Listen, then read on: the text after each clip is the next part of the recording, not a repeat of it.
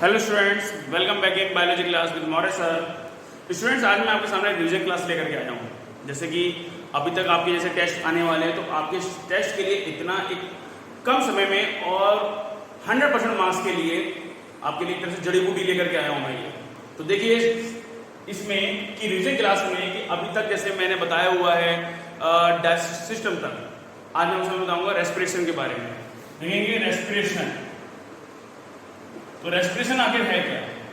देखिए ये क्या है, रेस्पिरेशन है breakdown of glucose and release energy is called respiration. Okay students, समझ में आ गया होगा आपको कि ब्रेकडाउन ऑफ ग्लूकोज से ब्रेकडाउन होना। अब ये ब्रेकडाउन होता कैसे फॉर्म में है?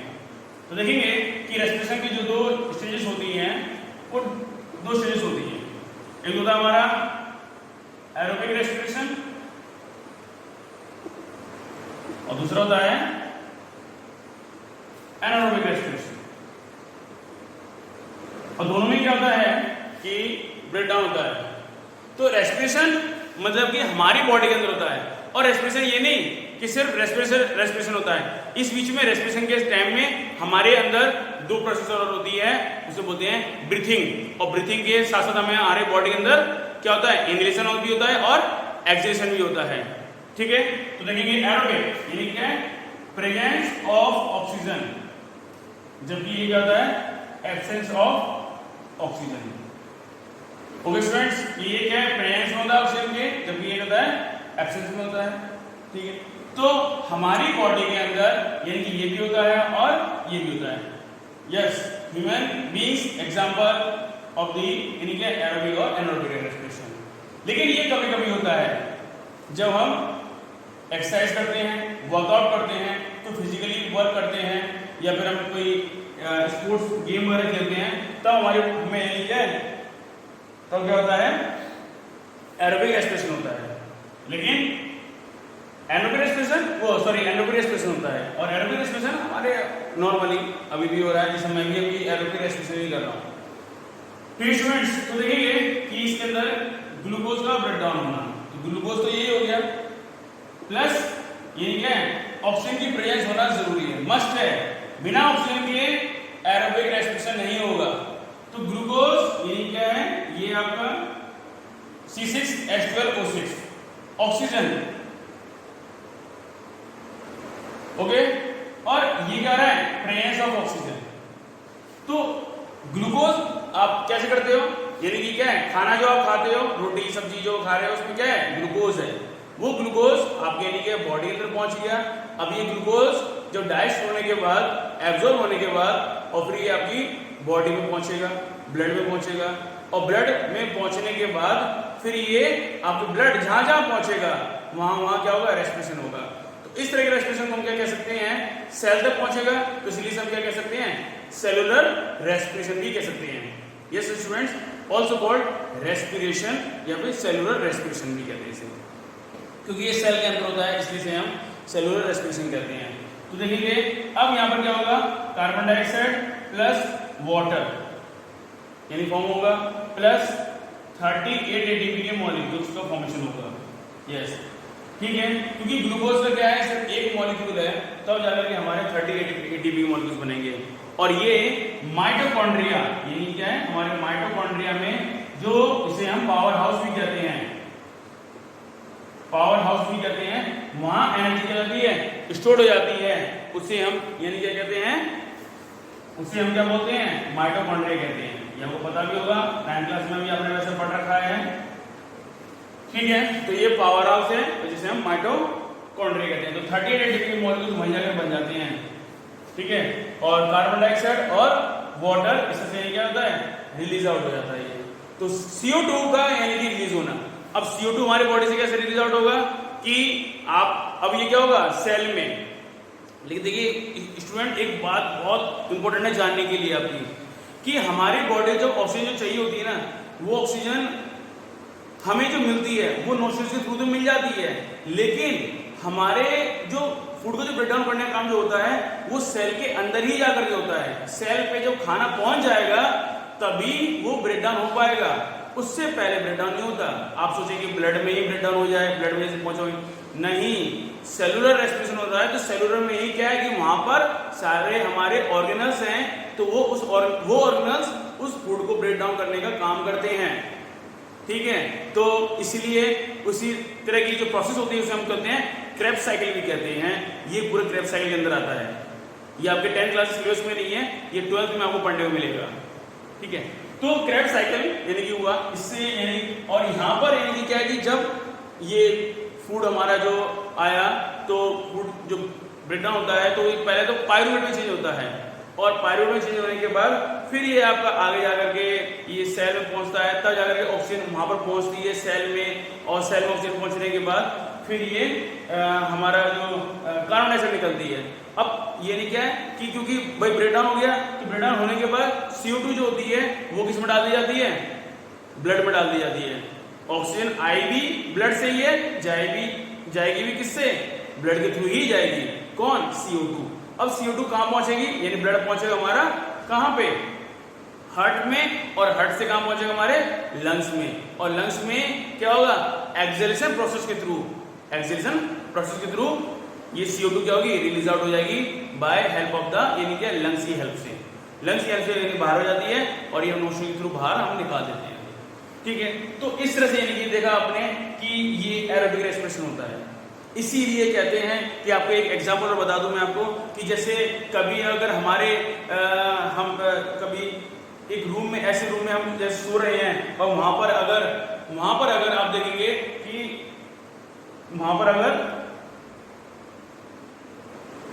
कोयला जल रहा है, कोल जल रहा है, या कोई धुआं ज्यादा हो गया है, तो उस धुएं के अंदर क्या है, कार्बन मोनोऑक्साइड गैस होती है। और वो कार्बन मोनोऑक्साइड गैस अगर हमने इनहेलेशन के थ्रू ले ली तो वो क्या होगा, कार्बन मोनोऑक्साइड गैस क्या करेगी, हमारे हीमोग्लोबिन को क्या कर लेगी, बाइंड अप कर लेगी, और जिससे क्या होगा, हमारी सेल तक यानी क्या होगा, ऑक्सीजन नहीं पहुंच पाएगी, और जिस वजह से क्या होगा, हमारा दम घुट जाएगा और सेलुलर रेस्पिरेशन नहीं हो पाएगा और हमारी डेथ हो जाएगी, ठीक है ना स्टूडेंट्स। तो डेथ तक हो जाती है इसी वजह से, क्योंकि हीमोग्लोबिन का काम ही यही है ऑक्सीजन को कैरी करके लेके जाने का। तो कार्बन मोनोऑक्साइड क्या करता है, उसको हीमोग्लोबिन को बांध लेता है, बाइंड अप कर लेता है, जिससे ये आगे बढ़ नहीं पाता है।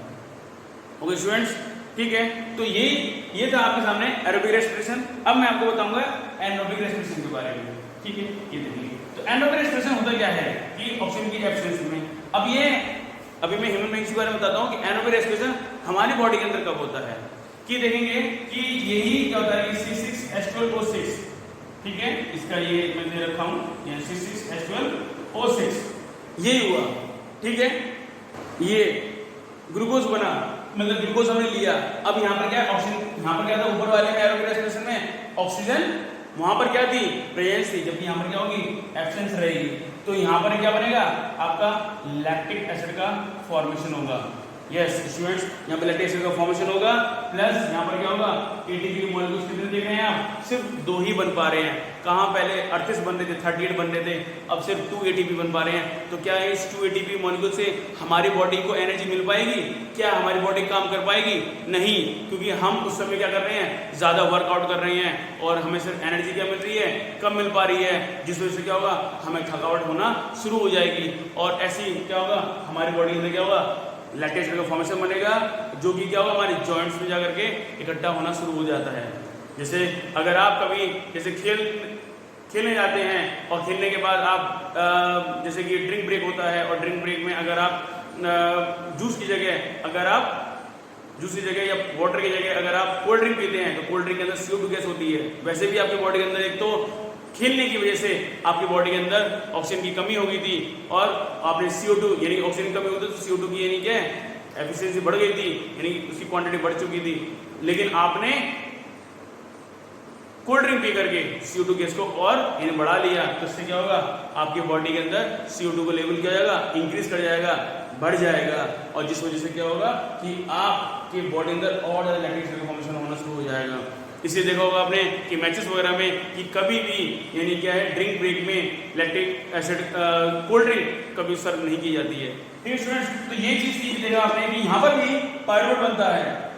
यहाँ पर भी क्या होता है, पायरुवेट बनता है, क्योंकि ग्लूकोज जो होता है वो ग्लाइकोलाइसिस में यानी क्या चीज होता है, glycolysis process through in cytoplasm के अंदर, और फिर उसके बाद फिर आपको क्या बनता है, पायरुवेट के बाद फिर आपको क्या होगा, लैक्टिक एसिड का फॉर्मेशन होगा, जो कि हमारी यानी क्या है कि कहीं कहीं बॉडी में तो जाकर के क्या बनेगा, आपका लैक्टिक एसिड का फॉर्मेशन हो जाएगा। इस वजह से यानी कि क्या, क्योंकि ऑक्सीजन की कमी है तो किसी सेल को मिल पाएगी ऑक्सीजन, किसी सेल को ऑक्सीजन नहीं मिल पाएगी।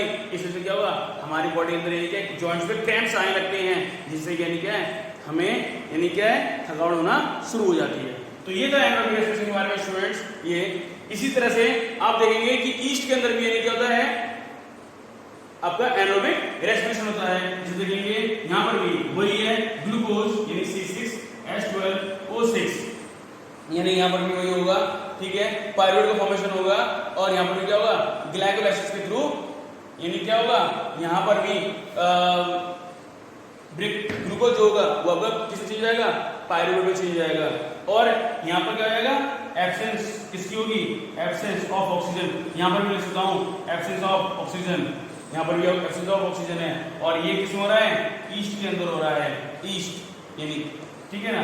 और ये क्या होता है, फर्मेंटेशन के वक्त में, फर्मेंटेशन देखा होगा आपने कि फर्मेंटेशन हम यानी कराते हैं, ठीक है, ये फर्मेंटेशन तो बेकिंग, जैसे कि जो बेकरी वगैरह में इसका बहुत ज्यादा यूज भी होता है, ठीक है। ये तो ईस्ट फर्मेंटेशन के टाइम में, और ये होता है यानी कि एथेनॉल का C2H5OH का फॉर्मेशन करता है, C2H5OH, और कार्बन डाइऑक्साइड रिलीज करता है, प्लस आपका यानी क्या है 2 ATP के मॉलिक्यूल्स भी रिलीज करता है, यानी क्या इससे होते हैं एनर्जी।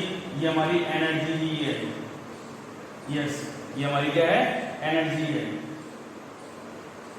ये हमारी एनर्जी है, ठीक है। तो इस एनर्जी का यूज करते हैं वो, ये हमारी कार्बन डाइऑक्साइड हो गई, ठीक है, ये कार्बन डाइऑक्साइड हो गई, और यहाँ पर ये सिर्फ 2 बनते हैं, और इसके कितने बन जाते हैं, 2 बन जाते हैं। इस तरह से ये क्या है, आपने देखा कि हमारी ये जो इथेनॉल जो ईस्ट का जो यूज किया जाता है इंडस्ट्रीज में यूज करते हैं, इसीलिए यूज करते हैं कि वो एथेनॉल रिलीज करता है, क्योंकि वो जो ईस्ट होता है वो कैसा यानी कि एनारोबिक रेस्पिरेशन करता है, जो कि ऑक्सीजन की एब्सेंस में होता है, जिस वजह से ये क्या है कि ये रिलीज होता है। ओके स्टूडेंट्स, ठीक है। तो ये था आपके यहाँ पे आपके सामने रेस्पिरेशन, जिसमें आपके 2 पार्ट होता है, एरोबिक और एनारोबिक रेस्पिरेशन। इसी तरह से स्टूडेंट्स की रेस्पिरेशन एनारोबिक होने के बाद रेस्पिरेशन प्लांट्स के अंदर भी होता है, और प्लांट्स के अंदर भी रेस्पिरेशन जो होता है वो कई यानी क्या है थ्रू करते हैं, वो लीफ से थ्रू भी करते हैं, वो रूट्स के थ्रू भी करते हैं, वो स्टेम के थ्रू भी करते हैं। और इनमें जैसे कि आते हैं आपके, जैसे कि जो रूट, जैसे देखेंगे कि जो लीव्स में यानी कि देखेंगे आप कि लीव्स में स्टोमेटा प्रेजेंट होते हैं, और उसी स्टोमेटा के थ्रू ये रेस्पिरेशन कर पाते हैं। जो प्लांट्स के अंदर जो रेस्पिरेशन होता है वो प्लांट्स के अंदर जो रेस्पिरेशन होता है वो क्या होता है, किस तरह का, यानी कि रेस्पिरेशन इन प्लांट्स, और वो किससे करते हैं, लीव्स के थ्रू वो करते हैं, रूट्स के थ्रू वो करते हैं, स्टेम से थ्रू करते हैं। और लीव्स में देखा आपने स्टोमेटा प्रेजेंट होते हैं, रूट्स में यानी क्या रूट हेयर्स होती हैं, तो वो रूट हेयर्स के थ्रू यही करती हैं कि ये जो रूट हेयर्स होती हैं वो जो सॉइल में यानी क्या सॉइल जो होती है उसमें इसको पोरस बना देते हैं, जिससे क्या है कि वहां से इजीली से नहीं क्या है गैस को वो ले सके। तो इसलिए ये देखा होगा आपने कि हम सॉइल थोड़ा पोरस बनाते हैं, जिससे कि थोड़ा सा यानी क्या सॉइल पोरस हो जाती है, और इजीली से फिर यानी कि हम जो प्लांट जो रूट होती है वो इजीली से यानी क्या रेस्पिरेशन कर पाती है। ठीक है स्टूडेंट, इसी तरह से देखेंगे आप लीफ का हो गया, रूट्स का भी हो गया, और स्टेम का भी हो गया। स्टेम्स में इसी कहते हैं पोरस प्रेजेंट होते हैं, जो कि क्या करते हैं कि रेस्पिरेशन करते हैं। और जो गुडी स्टेम्स होते हैं इनमें जैसे कि देखेंगे आप लेंटिसेल्स होते हैं, यस स्टूडेंट्स लेंटिसेल्स होते हैं, और इन्हीं लेंटिसेल्स की हेल्प से ही यानी क्या प्लांट्स करते हैं रेस्पिरेशन कर पाते हैं, जबकि लीफ के अंदर स्टोमेटा प्रेजेंट होते हैं। तो इस तरह से यानी कि ये प्लांट्स जो रेस्पिरेशन करते हैं, और ये जो प्लांट जो रेस्पिरेशन करते हैं वो by help of the diffusion process के थ्रू ही कर पाते हैं। यस, यानी कि ये करते हैं जो प्लांट जो होते हैं वो जो डिफ्यूजन जो प्लांट जो होते हैं वो जो रेस्पिरेशन करते हैं वो जो ऑक्सीजन का जो गैस का एक्सचेंजेस करते हैं वो डिफ्यूजन प्रोसेस के थ्रू होता है। और इस तरह से प्लांट्स को यानी क्या है ये जो गैस होती है वो प्लांट को फोटोसिंथेसिस करने में हेल्प करती है, यानी फूड बनाने में हेल्प करती है, और इसी फूड का हम यूज करते हैं। ओके स्टूडेंट्स, तो ये था आपके सामने आज रेस्पिरेशन के बारे में। ठीक है, गुड लक।